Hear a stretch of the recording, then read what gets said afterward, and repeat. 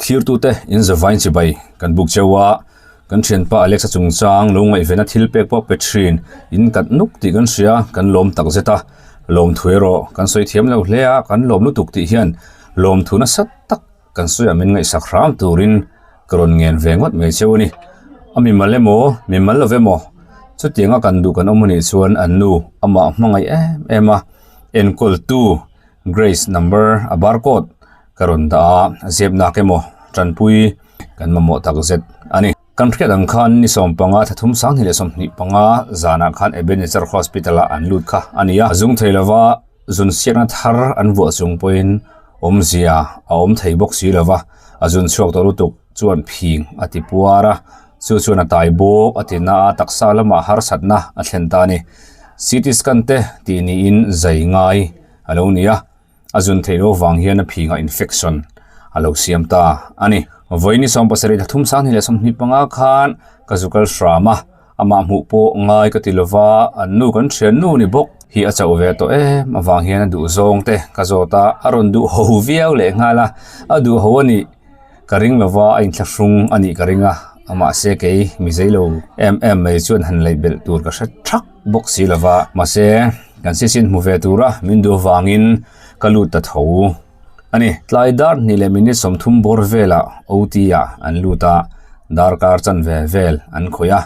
ka thlena kalu hian tlaidar thum le minute som panga ania damdoi na tho alanga atong vai na samaya damlo zai then kat tu hua thu swemo serious tu tuklo ti mai tiang chutiang chi tong vai kan mu thin te po nui azadu via wa voina kan una pa tong vai ro kan nui aza hau lova mokpui pui asoya motor khala ai ngaya aso na dan thlengin om ka ti mai amui thlengin na khala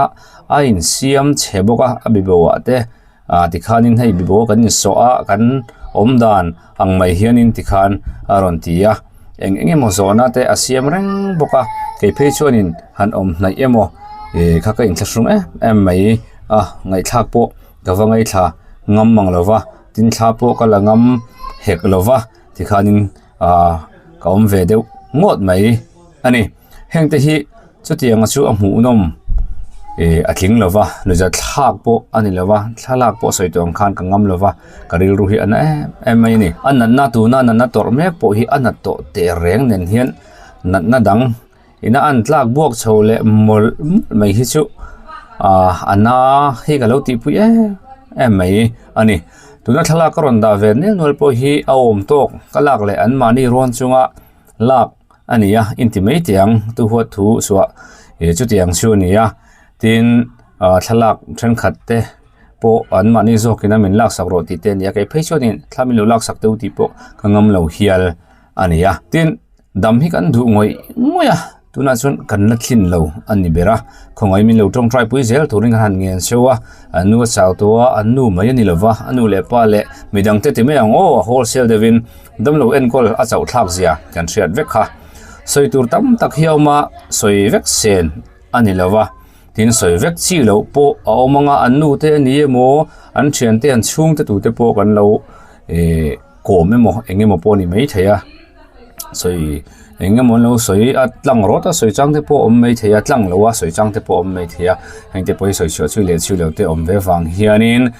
han film khur ve de bokela te karon tia ka soi tur po niem ka soi tur te niem chu ka she hau lo wa kan ron soi lang ver sim ani chu chuti lai gan chen ho gain mukhoma kanom dan po soi se da lo thin ti kan ria mi puite po mi puite Alexa lo mangai tu te in poi kan soi ni chuan ngai dam kan dil mol bok ani engpon ta sila khonga kan ip te zenila atame mo tam la ve mo han phor chuak va sim mila Alexa tan hianin in the chuak ve zel te ngu ti kha za thei lo ron chuin karon soi ver sim ani clear tu te in za vain kan unau pa in lo mai thin lom thu kan soi ti kan soi non le ange